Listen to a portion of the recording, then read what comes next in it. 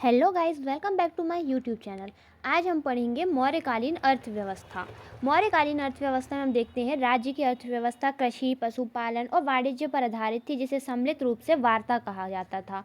कौटिल्य ने सर्वप्रथम वार्ता को शूद्र वर्ण की सामान्य वृत्ति माना। कौटिल्य के अर्थशास्त्र में हम देखते हैं कि शूद्र वर्ण को कृषि कार्य दिया गया था, तो हम देखते हैं कि कौटिल्य ने सर्वप्रथम वार्ता को शूद्र वर्ण की सामान्य वृत्ति माना है।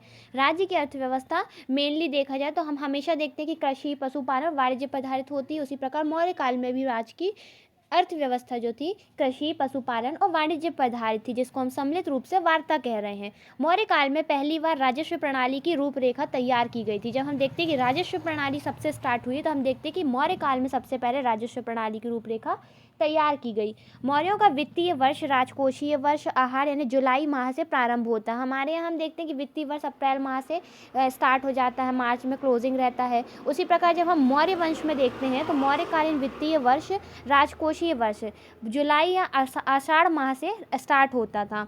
अर्थशास्त्र में भूस्वामी को क्षेत्रक कहा गया है। क्षेत्रक एक क्षेत्र विशेष का स्वामी, क्षेत्रक भूस्वामी। काश्तकार को उपवास कहा जाता था। हमने याद किया काश्तकार उपवास।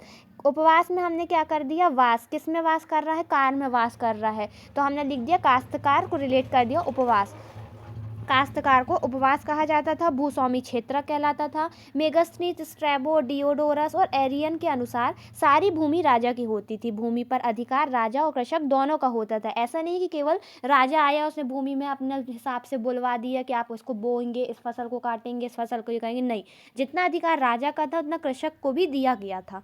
अर्थशास्त्र के अनुसार दासों को कृषि कार्य में लगाया जाता था। यह एक महत्वपूर्ण सामाजिक परिवर्तन था कि दासों को हम उल डबुल काम नहीं करवा रहे हैं। ऐसा नहीं कि दास है तो आप उनका दुर्व्यवहार कर रहे हैं, उनको किसी भी कार्य में लगा दिया। नहीं, दासों को कृषि कार्य में लगाया जाता था। अर्थशास्त्र में प्रणय कर, प्रणय एक आपातकालीन कर होता था। हम बोलते हैं प्रलय आ जाएगी, प्रलय एक आपातकालीन स्थिति है, तो इससे रिलेट करिए कि प्रणय कर जो 1/3 या 1/4 था, यह आपातकालीन कर था। अर्थशास्त्र में कुल 21 प्रकार के करों का वर्णन मिलता है। अर्थशास्त्र हमें कितने कर मिलते हैं, 21 प्रकार के करों का वर्णन किया गया है। कर मुक्त गांवों को परिहारिका कहा जाता था। ऐसे गांव जिनमें कर नहीं लग रहा तो वो परिहारिका कहलाते थे। जो गांव सैनिक आपूर्ति करते थे उन्हें आयुधिका, तथा जो गांव कच्चे माल की आपूर्ति करते थे उन्हें कुप्य कहते थे। कच्चा माल कुप्य, कच्चा माल जिनसे आपूर्ति किया जाए कुप्य, का से कुप्य, का पे कच्चा माल याद कर लिया हमने। और सैनिक आपूर्ति कर रहे हैं तो आयुधिका, आयुधिका जो युद्ध के लिए क्या कर रहे हैं, सैनिक को भेजेंगे, तो ऐसा करके रिलेट कर लिए। सैनिक आपूर्ति करते थे वे गांव आयुधिका कहलाते थे। जो गांव कर से मुक्त थे अपरिहारिका, परे थे किसी भी कर से, तो परिहारिका। अशोक के रुम्मीनदेही अभिलेख में केवल 2 प्रकार के करों का उल्लेख मिलता है, बलि और भाग। जब हम रुम्मीनदेही अभिलेख देखते हैं तो उसमें बलि और भाग, ये 2 प्रकार के करों का उल्लेख मिलता है, जबकि अर्थशास्त्र में 21 प्रकार के करों का उल्लेख मिलता है। निजी भूमि से प्राप्त आय भाग कहलाती थी। भाग उपज का 1/6 हिस्सा था। उपज का 1/6 हिस्सा भाग क्या था, निजी भूमि से प्राप्त आय होती थी। जैसे हमने कोई भूमि दे दी, ये हमारी निजी भूमि है, उससे जो हमें आय प्राप्त हो रही है इसको हम भाग कहते थे, कितना भाग मिला है। एक राजकीय भूमि से प्राप्त आय सीता आय कहलाती थी। सीता आय क्या थी, राजकीय भूमि से प्राप्त आय, और भाग जो थी निजी भूमि से प्राप्त आय थी। अर्थशास्त्र के अनुसार भाग उपज का 1/6 था। बलि और भाग 2 हमें रुम्मीनदेही में करों का उल्लेख मिला है। राजकीय कृषि विभाग का अध्यक्ष सीता अध्यक्ष कहलाता था। अर्थशास्त्र में हल से जोतकर उत्पन्न किए गए पदार्थ को सीता कहा जाता था। मेगस्थनीज के अनुसार भारत में अकाल नहीं पड़ता था, जबकि अर्थशास्त्र के अनुसार भारत में अकाल पड़ता था। मेगस्थनीज दार्शनिक जो था, इसने ऐसे ही हमको क्या बताया था कि भारत में दास नहीं थे। उसी प्रकार मेगस्थनीज कहते हैं कि भारत में कभी अकाल भी नहीं पड़ता था, लेकिन अर्थशास्त्र के अनुसार भारत में अकाल थे। अर्थशास्त्र में अकाल के समय राजा द्वारा जनता की भलाई के उपायों का वर्णन है। कौटिल्य ने अर्थशास्त्र में 10 प्रकार की भूमियों का वर्णन किया है। जो भूमियाँ इस प्रकार थी, इन भूमियों को हमें याद करना है क्योंकि 1 लाइनर क्वेश्चंस में हमसे पूछ ली जाती हैं। देवमात्रक, देवमात्रक ऐसी भूमि जो सिर्फ वर्षा द्वारा खेती पर निर्भर होती थी। अदेव मात्रक हमने मान लिया कि असाधारण सी है, जिसमें देवताओं की कृपा है ना। अदेव मात्रक वह भूमि जिसमें बिना वर्षा की भी अच्छी खेती हो रही है, देवताओं की कृपा ही है ना, असाधारण बात होगी तो अदेव मात्रक। देवमात्रक जिसमें सिर्फ खेती वर्षा के ऊपर निर्भर थी। कृष्ट होती थी और एक आकृष्ट होती थी। कृष्ट जुती हुई भूमि थी जिसको क्रिस्टल क्लीन कर दिया गया है ना, जोत दिया गया, तो कृष्ट क्रिस्टल क्लीन भूमि, जुती हुई भूमि। और आकृष्ट को रिलेट कर लिया हमने बिना जीती हुई भूमि, उल्टा। स्थल ऊंची भूमि, ऊंची भूमि को हमने स्थल कह दिया। भूमि कर जो था आय का प्रमुख स्रोत होता था, जो उपज का 1/6 भाग था। ऊदक भाग। ऊदक भाग मौर्य काल में वसूल किए जाने वाला कृत्रिम सिंचाई कर था। जो कृत्रिम सिंचाई कर था ऊदक भाग कहलाता था। तो वन लाइनर क्वेश्चन में कभी कभी आ जाता ऊदक भाग क्या था, तो ऊदक भाग कृत्रिम सिंचाई कर था। द्रोण अनाज की माप एवं निर्वर्तन भूमि की इकाई थी। भूमि मापने की इकाई निर्वर्तन थी और द्रोण अनाज नापने की इकाई थी। अनाज की माप द्रोण कहलाती थी, निर्वर्तन भूमि माप इकाई निर्वर्तन, निर्वर्तन भूमि माप इकाई और द्रोण अनाज की माप थी। विभिन्न कर निम्न प्रकार थे। भाग कृषकों द्वारा उत्पादित कृषि उत्पादों पर कर जो था भाग कहलाता था। जो कृषकों द्वारा उत्पादित कृषि उत्पाद थे उन पर लगने वाला कर क्या था, भाग कहलाता था। सीता राजकीय एवं अन्य भूमि से प्राप्त आय थी। प्रणय आपातकालीन कर था। बलि एक प्रकार का भू राजस्व था। हिरण्य नगद कर था। बलि एक प्रकार का भू राजस्व लिया जाता था ना, और कृषकों द्वारा उत्पादित कृषि उत्पादकों पर लगने वाला कर भाग कहलाता था, जो हमने देखा कि निजी भूमि से लिया जाता था। हिरण्य नगद कर था। सेतुबंध राज्य की ओर से सिंचाई के प्रबंधन हेतु कर और विष्टि बेगार कर था। इस प्रकार विभिन्न कर हमने देख लिया। भाग कृषि उत्पादों पर कर, सीता राजकीय भूमि वन्य भूमि से प्राप्त आय पर कर, प्रणय आपातकाल, बलि देख लिया भू राजस्व था, हिरण्य नगद कर, सेतुबंध सिंचाई के प्रबंधन हेतु कर और विष्टि बेगार था। अन्य कर देखे तो पंको दसन्नी रोधे, पंको दसन्नी रोधे सड़क और कीचड़ फैलाने पर हमें कर देना पड़ता था। तो इसके लिए हमने याद कर लिया, क्या रिलेट कर लिया कि पंकोद, पंकोद से हमने पंकज, पंकज यानी आपने क्या देख लिया, कमल है ना। तो कमल कहाँ खिलता है, कीचड़ में खिलता है। तो पंको दसन्नी रोधे सड़क और कीचड़ फैलाने पर लगने वाला कर। वर्तिनी सड़क कर था, वर्तिनी सड़क कर था। तरदेय पुल पार करने पर लगने वाला कर, तरदेय। सेतु फल फूल सब्जियों पर लगने वाला कर। अब हमको ये चीज़ें लर्न करनी होगी। सेतु फल फूल सब्जियों पर लगने वाला कर, तरदेय पुल पार करने पर लगने वाला कर, वर्तनी सड़क पार कर और पिंड कर संपूर्ण गांव पर सामूहिक। उपयुक्त करों के अतिरिक्त आवागमन के मार्ग, साधनों, चारागाहों आदि पर भी कर लगते थे। कौटिल्य चावल की फसल को सर्वोत्तम और ईख को निकृष्ट बताते हैं। कौटिल्य के अनुसार चावल की फसल सर्वोत्तम थी और ईख की निकृष्ट होती थी। प्राकृतिक स्रोतों से सिंचाई सहोदय सेतु और कृत्रिम उपायों से अहोदय सेतु, सहोदय सेतु, सहोदय सेतु प्राकृतिक स्रोतों से सिंचाई करना होता है ना। अहायोदय सेतु ये क्या कहलाता है, कृत्रिम उपायों से सिंचाई। आयात कर को प्रवेश यानी 20% और निर्यात कर को निष्काम्य कहा जाता था। ना से निर्यात ना से निष्काम्य, और प्रवेश के लिए आयात कर लगेगा जो 20% था। सिंचाई पर विशेष ध्यान दिया जाता था। रुद्रदामन का जूनागढ़ अभिलेख के अनुसार चंद्रगुप्त मौर्य ने के गवर्नर पुष्यगुप्त वैश्य ने सौराष्ट्र में सुदर्शन झील का निर्माण करवाया था। अशोक के गवर्नर यवनराज तुषास्य ने इसकी मरम्मत कराई थी। यानी रुद्रदामन का जूनागढ़ अभिलेख क्या बताता है कि चंद्रगुप्त मौर्य का गवर्नर था पुष्यगुप्त वैश्य। इसने सौराष्ट्र में सुदर्शन झील का निर्माण करवाया था। सुदर्शन झील उज्जयंत एवं रैवतक पहाड़ी से निकलने वाली पलाशिनी एवं सुवर्ण सिकता नदियों में स्थित है। सुदर्शन झील कहाँ से निकलती है, तो उज्जयंत और रैवतक पहाड़ी से निकलती है। उज्जयंत और रैवतक पहाड़ी से निकलने वाली पलाशिनी और सुवर्ण सिकता नदियों पर स्थित है। इसको याद करने की हमने एक ट्रिक क्या बनाई कि पलाशिनी, पलाश ने क्या किया, सुवर्ण को क्या किया, देखा, सुवर्ण के दर्शन करने किया, जिससे उसको ऊर्जा मिली कहाँ तक, रेवा माँ तक की देखने के लिए। तो ऐसे करके हमने रिलेट कर लिया कि पलाशिनी, सुवर्ण सिकता, उज्जयंत और रैवतक पहाड़ी। टकसाल का अधिकारी लक्षणाध्यक्ष, टकसाल का अधिकारी लक्षणाध्यक्ष, मुद्रा परीक्षण करने वाला अधिकारी रूपदर्शक था। टकसाल के लिए लक्षणाध्यक्ष और मुद्रा परीक्षण करने वाला रूपदर्शक। जब लोग स्वयं मुद्रा बनाते थे तो उन्हें रूपिका और परीक्षण नामक राज्य कर को देना पड़ता था। रूपिका और परीक्षण राज्य कर था जो लोगों को स्वयं मुद्रा बनाने पर देना पड़ता था। रज्जु ग्राहक नामक अधिकारी खड़ी फसल को मापकर उस पर कर लगाने वाला बंदोबस्त अधिकारी था रज्जुक ग्राहक अधिकारी। मौर्यकालीन सिक्के देखें तो करशापण, पर्ण या धरण, रूप्य रूप चांदी का सिक्का था। रूप्य रूप कर्ण, कर्णशापण, पर्ण, धरण ये क्या थे, मौर्यकालीन सिक्के थे।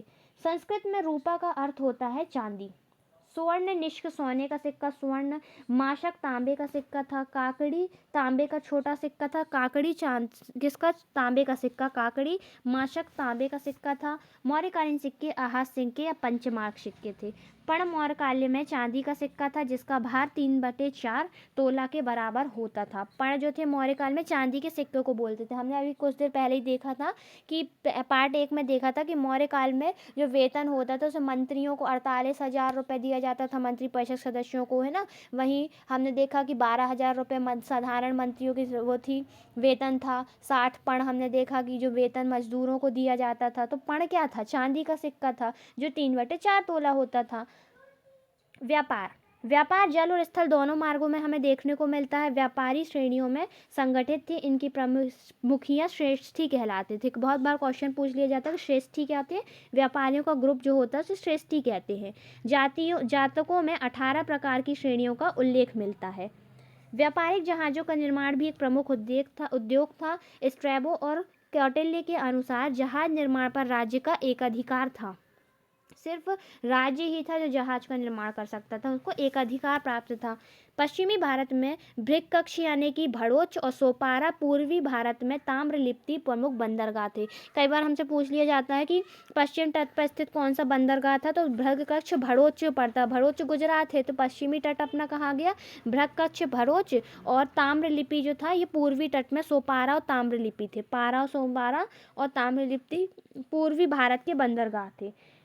मिस्र नरेश टॉलमी ने लाल सागर के तट पर बर्निस नामक बंदरगाह स्थापित कराया। मौर्य काल का सबसे प्रधान उद्योग सूत काटने और बुनने का वस्त्र का निर्माण के लिए सरकारी कारखाने थे। अर्थशास्त्र के अनुसार काशी, पंग, पुंड्र, कलिंग, मालवा सूती वस्त्रों के लिए प्रसिद्ध थे। कौन? काशी, बंग, पुंड्र, कलिंग और मालवा। काशी एवं पुंड्र में रेशमी वस्त्र भी बनते थे। बंग की मलमल विश्व प्रख्यात थी। बंग में जो सबसे अच्छी मलमल बनती थी वो क्या थी? विश्व में प्रख्यात थी। चीनी पट्ट यानी चीनी से आने वाला रेशम। पत्रोम पेड़ के पत्तों या रेशों से बनाए गए वस्त्र होते थे, पत्रोम। दुकुल श्वेत एवं चिकना वस्त्र होता था, दुकुल। क्षौम क्षौम एक प्रकार का रेशमी वस्त्र था, क्षौम। और कौशेय कौटिल्य द्वारा वर्णित एक प्रकार का वस्त्र था। ये वन लाइनर क्वेश्चंस में हम आ सकते हैं कि चीनी पट्ट क्या था? चीन से आने वाला रेशम। पत्रोम पत्र यानी पत्ता, पत्ते से रिलेट कर लो तो पेड़ पत्तों या रेशों से बनाया गया वस्त्र। दुकुल दुकुल क्या था? जो श्वेत और चिकना कपड़ा होता था उसको हम क्या बोलते थे? दुकुम। क्षौम एक प्रकार का रेशमी वस्त्र था। और कौशेय कौटिल्य द्वारा वर्णित एक प्रकार का वस्त्र था। कासे कौशेय और कासे कौटिल्य द्वारा वर्णित एक वस्त्र। श्रेणी न्यायालय का प्रधान कौन होता था? श्रेणी का न्यायालय का प्रधान महाश्रेष्ठी कहलाता था। यूनानी लेखक कार्टियस ने श्वेत लोहे की तलवार का उल्लेख किया है। यह भी कहा कि मौर्य काल में लौह उद्योग अत्यंत विकसित अवस्था में थे। भारत विदेश में हाथी दांत, मोती, कछुए, सीपियां, रंग, नील वस्त्र निर्यात करता था, जबकि सोना, कीमती वस्त्र, मीठी शराब आयात करता था। स्थानीय वस्तुओं जिनको हम देशज कहते हैं इन पर 4% और विदेशियों से आयात वस्तुओं पर 10% बिक्री कर लगता था। स्थानीय वस्तुओं पर लगने वाला कर 4% था और विदेशी वस्तुओं से आने वाली चीज़ों पर लगने वाला कर 10% होता था। भारतीय जो सूती वस्त्र पहनते हैं वे श्वेत रंग के थे और अन्यत्र उपलब्ध किसी भी सूती वस्त्र से अधिक चमकदार थे। ये किसने बोला है? नियार्कस। नियार्कस क्या बोलता है कि जो भारतीय सूती वस्त्र पहनते हैं ना वे श्वेत रंग के हैं और अन्यत्र किसी भी प्रकार के सूती वस्त्र से ज़्यादा चमकदार हैं। मौर्य काल में ट्रेड के लिए यानी व्यापार के लिए जिस मार्ग का यूज़ होता था उसमें सबसे प्रमुख मार्ग था उत्तरापथ के नाम से जाना। जैसे पुष्कलावती उत्तरापथ से तक्षशिला, श्रावस्ती, पाटलिपुत्र होते ताम्रलिप्ति जाने वाला राजमार्ग था। यह मार्ग आजकल ग्रैंड ट्रंक रोड के नाम से भी जाना जाता है। उत्तरापथ पुष्कलावती से तक्षशिला के बीच श्रावस्ती, पाटलिपुत्र होते हुए जाता था। यह प्राचीन भारत के सबसे लंबा व्यापारिक मार्ग था। अब देखेंगे हम मौर्यकालीन भौतिक संस्कृति का विस्तार। मौर्यकालीन भौतिक संस्कृति का गंगा घाटी क्षेत्र में विस्तार में लोहे के उपयोग, आहत सिक्कों के उपयोग, उत्तरी काली पॉलिश मृतभांड, NBPW, पकी ईंटों और मंडल कूपों के यानी वलय कूप के उपयोग ने उत्तरी पूर्वी भारत में नगरों की संख्या में वृद्धि में योगदान दिया। पक्की ईंटों और मंडल कूपों का प्रयोग भी सबसे पहले मौर्य काल में दृष्टिगोचर होता है। उड़ीसा में शिशुपालगढ़ और बंगाल में चंद्रकेतुगढ़ इन मृतभांडों के उत्खनन की दृष्टि से महत्वपूर्ण है। मथुरा के पास शोंख और तक्षशिला के पास भीर से मौर्यकालीन संस्कृति के साक्ष्य मिले हैं। मौर्यकाल में हमको जो उत्तरी पॉलिश नटभांड मिले हैं ना, NVPW, इनमें उड़ीसा में हमें देखते हैं शिशुपालगढ़ और बंगाल में चंद्रकेतुगढ़ से मिले हैं। मौर्यकालीन कला। मौर्यकालीन कला अगर हम देखें तो पाटलिपुत्र और पटना के समीप बुलंदीबाग से नगर के परकोटे एवं कुम्भहार के 80 स्तंभ वाले राजप्रासाद के अवशेष मिले। इन्हें प्रकाश में लाने का श्रेय स्पूनर महोदय को जाता है। बुलंदीबाग से नगर के परकोटे और कुम्भहार से 80 स्तंभ वाले हमको राजप्रासाद के अवशेष मिले हैं, जिनको किसने ढूंढा था? स्पूनर महोदय ने। फाहियान के अनुसार यह प्रासाद मानव कृति नहीं है वरन देवों के द्वारा निर्मित है। पाटलिपुत्र नगर की लंबाई 80 स्टेडिया और चौड़ाई 15 स्टेडिया थी, जिसमें 64 द्वार और 570 बुर्ज थे। मौर्यकाल में काष्ठ के स्थान पर पत्थर का उपयोग शुरू हुआ। अशोक के स्तंभ। अशोक के एकाश्म स्तंभ यानी कि एकाश्म, एक ही पत्थर को तराश कर बनाया गया स्तंभ, मौर्य कला का सर्वश्रेष्ठ नमूना है। आप सोच भी नहीं सकते, एक ही पत्थर को हमने क्या किया, तराशते गए और उससे उन लोगों ने क्या बना दिया कि स्तंभ बना दिया। इन पर चमकदार पॉलिश की और आज भी इनमें क्या नहीं लगी है, जंग नहीं लगी हुई है। अशोक को स्तंभ लगवाने और उन पर अभिलेख खुदवाने का विचार जो था अखेमनी यानी ईरान के शासक डेरियस यानी दारा प्रथम से 522 ईसा पूर्व से 486 ईसा पूर्व में मिला। दारा प्रथम ने 516 ईसा पूर्व भारत पर आक्रमण किया था। जब उसे ईरान में देखा कि ईरान में एकाश्म पत्थर पर बने हुए स्तंभ है, तो उसको उसके आइडिया मिला कि मैं भी करूँ। तो अगर हमसे क्वेश्चन पूछता है कि अशोक को स्तंभ लगवाने और उन पर अभिलेख खुदवाने का विचार कहाँ से आया, तो अखेमनी यानी ईरान के शासक डेरियस या दारा प्रथम से। अशोक के स्तंभ पर पशु आकृतियों को निहार रंजन राय ने यूनानी प्रभाव माना है कि यूनान से प्रभावित था ये। अशोक का प्रथम स्तंभ बसाड़ यानी कि बसाड़ बखिया वैशाली का कोलुहा स्तंभ है। अशोक का प्रथम स्तंभ कौन सा है? कोलुहा स्तंभ, जो वैशाली यानी कि बसाड़ बखिया में है। इसके शीर्ष पर शेर की मूर्ति है। यह बुद्ध के अंतिम उपदेश की स्मृति में निर्मित है। फाहियान ने 6 एवं हैंसोंग ने अशोक के 15 स्तंभों का उल्लेख किया। फाहियान अशोक के 6 स्तंभों का और हैंसवांग जो है 15 स्तंभों का उल्लेख करता है, जबकि वर्तमान में 30 स्तंभ प्राप्त हैं। लौरिया नंदगढ़ या रामपुरवा स्तंभ की चौकी पर दाना चुगते हुए हंसों का अंकन है। नंदगढ़ और रामपुरवा, तो हम कैसे रिलेट कर लेंगे कि नंद जो थे रामपुरवा में बैठ के क्या कर रहे थे, हंसों को दाना चुगवाते थे। तो लौरिया नंदगढ़ में और रामपुरवा स्तंभ की चौकियों पर दाना चुगते हुए हंसों का अंकन मिला है। और इसको भी याद करना होगा हमको कि अशोक का प्रथम स्तंभ बसाड़ यानी वैशाली का कोलुहा स्तंभ लेख है, जिसमें शेर की मूर्ति मिलती है। रुम्मिंदी स्तंभ सबसे छोटा है, रोते रोते बनाया तो सबसे छोटा बना है। इसके शीर्ष पर घोड़े की आकृति है ना। तो इसने क्या किया, इसे पूरी ही कंजूसी कर दी, इसमें घोड़ा बना दिया। रोते रोते काम कर रहा था तो बोला कम से कम कुछ तो तेज हो, तो घोड़ा सबसे तेज दौड़ता तो उसने घोड़े को लगा दिया ऊपर। ऐसे करके हमने याद कर लिया। सारनाथ स्तंभ चौकी। सारनाथ पे फलक पर पशुओं का क्रम देखें तो सबसे पहले गज यानी हाथी, फिर वृषभ बैल घोड़ा और फिर सिंह है। तो सारनाथ स्तंभ चौकी फलक पर पशुओं का क्रम में देखते हैं, गज यानी हाथी, वृषभ यानी बैल, फिर घोड़ा और सिंह का है। अशोक के स्तंभ के फोटो में केवल बैल और घोड़े ही देखने को मिलते हैं। स्तंभों को 4 भागों में बांटा गया है। पहला लाट या यष्टि, दूसरा है अवांगमुखी, तीसरा कमल या उल्टा कमल, चौथा है चौकी। शीर्ष पर हमें इनकी पशु आकृति मिलती है। अब हम देखेंगे भारतीय और ईरानी स्तंभों की तुलना करते हैं कि इनमें अंतर क्या था। भारतीय स्तंभ कैसे थे, सपाट थे और नीचे से ऊपर की ओर पतले होते जाते हैं, जबकि ईरानी स्तंभ जो होते हैं नालीदार होते हैं तथा इनकी चौड़ाई एक समान होती है, यानी ऊपर से नीचे तक कहीं भी देख लो एक समान चौड़ाई होगी। लेकिन जो भारतीय स्तंभ होंगे, नीचे से आप ऊपर जाओगे तो नीचे ज़्यादा चौड़ा होगा और ऊपर जाते जाते इनका भाग पतला हो जाता है। मौर्य स्तंभ एक पत्थर पर निर्मित है, जबकि ईरानी स्तंभ जो है प्रस्तर खंड यानी अलग अलग खंडों में विभाजित होकर बने हैं। अशोक के स्तंभ स्वतंत्र रूप से स्थित है, जबकि ईरानी स्तंभ चौकियों पर स्थित है। यानी अशोक स्तंभ को डायरेक्ट हमने देखा कि जमीन से लगा दिया गया, लेकिन जबकि ईरानी स्तंभ में चौकियां बनी हुई हैं। अशोक के स्तंभ में शीर्ष पर पशु आकृतियां हैं, जबकि ईरानी स्तंभों में पशु आकृतियां नहीं पाई जाती। अशोक के स्तंभ स्वतंत्र रूप से लगाए गए हैं, जबकि ईरानी जो स्तंभ है विशाल भवनों में लगाए गए। अशोक के स्तंभों में पॉलिश अत्यधिक चमकदार है, जबकि ईरानी स्तंभों की पॉलिश उतनी ज़्यादा चमकदार नहीं है और सतह पर डिज़ाइन बनी हुई है।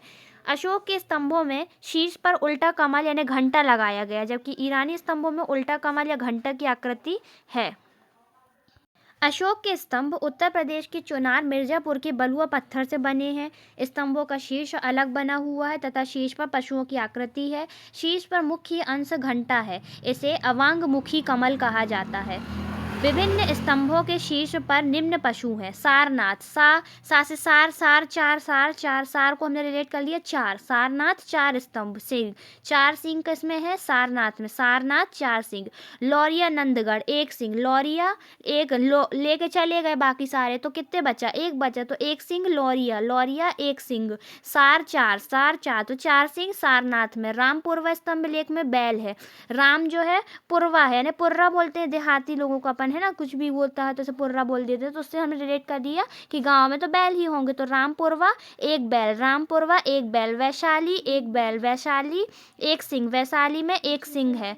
संकिया स्तंभ एक हाथी। संकिया, सन का क्या होता है? हाथी क्या होता है? सन की जैसा होता है, तो हमने याद कर लिया संकिया में एक हाथी। सांची स्तंभ में चार सिंह लगे हुए हैं, वो तो हमने अपने नोट वगैरह में भी देखते, सांची के स्तूप में चार सिंह की आकृति दिखती है। तो सारनाथ, सार से चार तो चार सिंह। सांची में भी चार सिंह।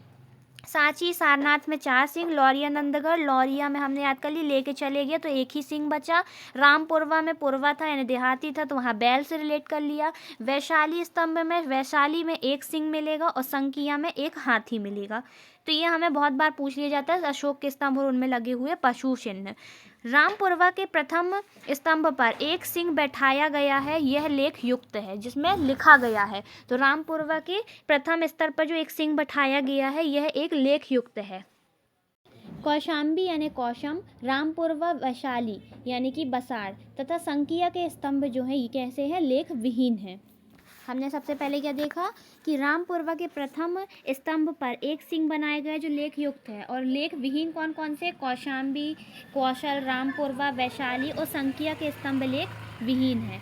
लौरिया, अर्राज, कौशाम्बी स्तंभ लेख शीर्ष विहीन है। शीर्ष किसमें नहीं दिया है? तो लौरिया, अर्राज और कौशाम्बी, तो एल के शीर्ष विहीन है, शीर्ष विहीन, एल के शीर्ष विहीन, एल के शीर्ष विहीन, ऐसे करके हमने रिलेट कर लिया। लौरिया, अर्राज और कौशाम्बी स्तंभ लेख जो है शीर्ष विहीन है। अशोक के 81 स्तंभों का सर्वश्रेष्ठ नमूना सारनाथ के सिंह स्तंभ का शीर्ष है, जिसमें चार सिंह पीठ सिराए सटाए बैठे हैं तथा एक चक्र धारण किए हुए हैं। यह चक्र बुद्ध चक्र, धर्म चक्र, प्रवर्तन का प्रतीक है। आधुनिक भारत का राष्ट्रीय चिन्ह भी सारनाथ के स्तंभ से लिया गया है। इस चक्र में मूलतः 32 तिलियां थीं। सांची और भरहूत के जो मूल स्तूप हैं, इनके निर्माण का श्रेय भी हम अशोक को देते हैं। मध्य प्रदेश के रीवा जिले के देउर कोठार नामक स्थान से अशोक कालीन स्तूप मिले हैं। तो मध्य प्रदेश के रीवा के देउर कोठार में हमको मिले हैं। सांची और भरहूत के स्तूप भी अशोक के काल के हैं। और वैसे ही हम देख लें कि अगर सारनाथ का स्तंभ है, स्तूप है, तो उसमें कितनी आकृतियाँ हैं? 32 चक्र की मूलतः तिलियाँ बनी हुई हैं। गुहा कला यानी गुफाओं में बनने वाली गुफाओं का निर्माण। अशोक के वास्तुकला की नई शैली गुफा निर्माण को शुरू किया था। मौर्य काल में कुल 7 गुफाओं का निर्माण हुआ था। बराबर की गुफाओं का निर्माण अशोक ने करवाया था। उनके नाम देखें तो कर्ण, चौपर, सुदामा और विश्वकर्मा। तो हमने क्या याद कर लिया? बराबर 3 गुफाएं बांटी, कर्ण चौपर, सुदामा और विश्वकर्मा, 3 झोपड़ियाँ थी। तो बराबर की गुफाएं कहाँ मिली हैं? गया जिला वर्तमान जहानाबाद में मिली हैं। इसके नाम कर्ण चौपारा, सुदामा और विश्वकर्मा यानी विश्व झोपड़ी है। सुदामा गुफा और विश्वकर्मा गुफा अशोक के राज्याभिषेक के 12वें वर्ष और कर्ण चौपर राज्याभिषेक के 19वें वर्ष में आजीवकों को प्रदान की गई थी।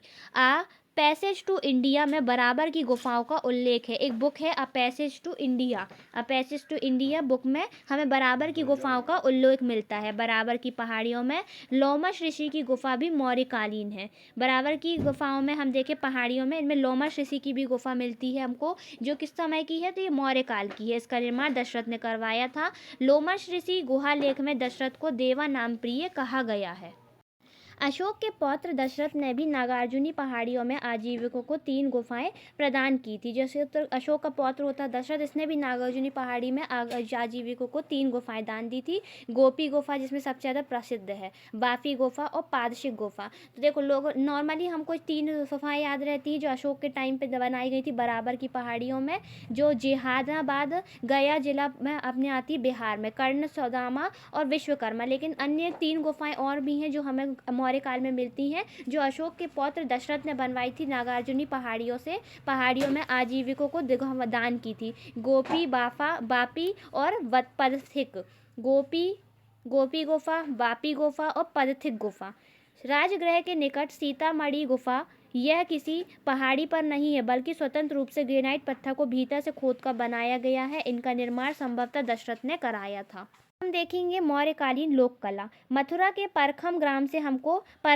मथुरा में हमको यक्ष मूर्ति मिली, जिसको हम मणिभद्र कहते हैं। मणिभद्र यक्ष की मूर्ति कहाँ से मिली है, क्वेश्चन आ गया। तो मथुरा के परखम गांव मथुरा में हमको एक यक्ष मूर्ति मिली, जिसे मणिभद्र कहते हैं। पटना के दीदारगंज से हमको चामर ग्राहिणी यक्षी मिली। कहाँ से, पटना के दीदारगंज से। बेसनगर से प्राप्त यक्षी, ग्वालियर की मणिभद्र यक्षी की मूर्ति, ग्वालियर से मणिभद्र यक्षी की मूर्ति मिली है। बेसनगर से प्राप्त हुई हमको एक यक्षी की मूर्ति, चामर ग्रहिणी यक्षी मिली है पटना के दीदारगंज से। और मथुरा के परखम गांव से प्राप्त हुई यक्ष मूर्ति। राजघाट वाराणसी से प्राप्त त्रिमुख यक्ष की प्रतिमा और शिशुपालगढ़ से प्राप्त यक्ष की प्रतिमा, विदिशा से यक्षी की मूर्ति मिली है। पटना के बुलंदी बाग से नर्तकी की एक मृत मूर्ति मिली है तथा रथ का एक पहिया मिला है जिसमें 24 तिलियां हैं। कहाँ से, बुलंदी बाग पटना से। उड़ीसा में धौली में हमको चट्टान को काटकर हाथी की आकृति बनाई गई है। उड़ीसा के धौली से हमको एक चट्टान है जिसमें हमें हाथी की आकृति मिलती है, जो काट के बनाया गया। कहाँ, उड़ीसा के धौली में। लोहानीपुर पटना में 2 जैन तीर्थंकरों की मूर्तियां मिली है। लोहानीपुर पटना से जैन तीर्थंकरों की मूर्ति, लोहानीपुर पटना से। धौली उड़ीसा से हमको मिला है चट्टान काटकर बनी हुई हाथी की आकृति। बुलंदीबाग पटना से हमको नृत्यकी की एक मृत मूर्ति मिली है, जिसकी रथ का पहिया, जिसमें 24 तिलियां हैं। मथुरा के परखम ग्राम से प्राप्त हुई यक्ष की मूर्ति। मौर्यकालीन मृद मूर्तियां अयोध्या से मिली हैं। कालसी, देहरादून से हाथी की मूर्तियां मिली हैं, जिसमें नीचे गजमते लिखा हुआ। कहाँ से, कालसी देहरादून से मिली हैं। रोपड़ से मौर्यकालीन हाथी दांत की एक मुहर मिली है। इस पर शासक का नाम भदुपालकस लिखा है, जो यहाँ का स्थानीय शासक था। अब हम कुछ देखेंगे अर्थशास्त्र के बारे में जानकारी। कौटिल्य का अर्थशास्त्र। कौटिल्य के पिता का नाम चाणक्य होने के कारण चाणक्य कहलाए। हेमचंद्र की अभिधान चिंतामणि में चाणक्य के 8 नाम मिलते हैं। पुराणों में उन्हें द्विजर्षभ यानी कि श्रेष्ठ ब्राह्मण द्विजर्षभ कहा गया है। द्रामिल नाम उनके अभिजन होने का सूचक है। उन्हें भारत का मैकियावेली एवं वर्णाश्रम धर्म का महान पोषक कहा जाता है। अर्थशास्त्र की भाषा संस्कृत है। यह गद्य पद्य मिश्रित सूत्र शैली और अन्य पुरुष शैली में है, जिसमें 6000 श्लोक, 180 प्रकरण, 141 अध्याय और 15 अधिकरण है। कभी कभी पेपर में आ जाता है कि अर्थशास्त्र में कौन सी भाषा का यूज़ किया गया है, कौन सी शैली है। तो मिश्रित शैली है, गद्य पद्य दोनों का यूज़ हुआ है, संस्कृत भाषा है। कितने श्लोक हैं, तो 6000 श्लोक, 180 प्रकरण, 141 अध्याय और 15 अधिकरण हैं। कौटिल्य ने राजा की दिनचर्या में इतिहास श्रवण को आवश्यक बताया है। कौटिल्य ने 4 आश्रम बताए हैं। अर्थशास्त्र प्राचीन भारत में राजकीय और सामाजिक व्यवस्था के अध्ययन का महत्वपूर्ण स्रोत है। अर्थशास्त्र प्राचीन भारतीय चिंतन की नीतिशास्त्र परंपरा का प्रतिनिधि ग्रंथ है। इसमें व्यक्ति के लौकिक आचरण और उनकी उन्नति, राज्य की सैद्धांतिक और व्यवहारिक समस्याएं आदि का विवेचन किया गया है। अर्थशास्त्र में बताया गया कैसे राज्य को प्राप्त करना है और सहेजना चाहिए। कौटिल्य का वास्तविक नाम विष्णुगुप्त शर्मा है, जिसे चाणक्य नाम से भी जाना जाता है, जिसे गद्य पद्य दोनों मिश्रण शैली का यूज़ किया है। अर्थशास्त्र में कुल 15 प्राधिकरण हैं। अभी हमने देखा 6000 श्लोक हैं, साथ में 180 प्राधिकरण, 141 अध्याय और 15 अधिकरण हैं। अर्थशास्त्र में हमको 15 अधिकरण मिलते हैं। जैसे प्रथम अधिकरण राज्य की समस्या, प्रशासन और शाखाओं आदि के सैद्धांतिक विवेचना करता है। दूसरा अधिकरण तीर्थ एवं अध्यक्षों और पदाधिकारियों की विवेचना करता है। तीसरा और चौथा प्राधिकरण राज्य की दीवानी, फौजदारी, न्यायिक प्रणाली का विवेचन करता है। पांचवा जो है ये कर्मचारियों के अनुशासन और अधिकारों एवं दायित्वों का वर्णन करता है। छठा अधिकरण जो है राज्य की 7 प्रकृति या अंगों अर्थात सप्तांग अंग सिद्धांत का मंडल का सिद्धांत का विवेचन करता है।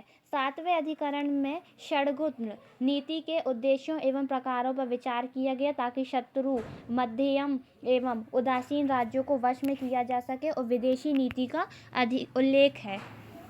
षड्गुण नीति संधि, विग्रह, यान, आसन, संश्रय और द्वैधी भाव से रिलेटेड है।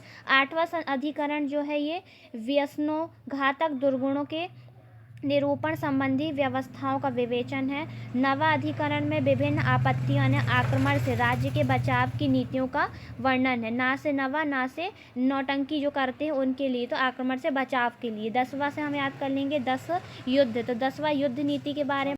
11वां अधिकरण शत्रु को भेद डालकर नष्ट करने, उसे वश में करने के बारे में है। 12वां राज्य द्वारा अपनाए जाने वाले रक्षा उपायों। 13वां जो है दुर्ग प्राप्ति के उपायों का निरूपण है। 14वां शत्रु के नाश के लिए विषैले औषधियों, मंत्रों आदि का वर्णन करता है। 15 अधिकरण जो है यह परिभाषित करता है, इसमें अर्थशास्त्र के अर्थ की सामान्य विवेचना प्रस्तुत की गई तथा यह भी बताया गया कि नंद राजा को नष्ट करने वाले कौटिल्य ने इस अर्थशास्त्र ग्रंथ की रचना की। मेगास्त्रीज और पतंजलि कौटिल्य के नाम का उल्लेख नहीं करते हैं। Like, share and subscribe.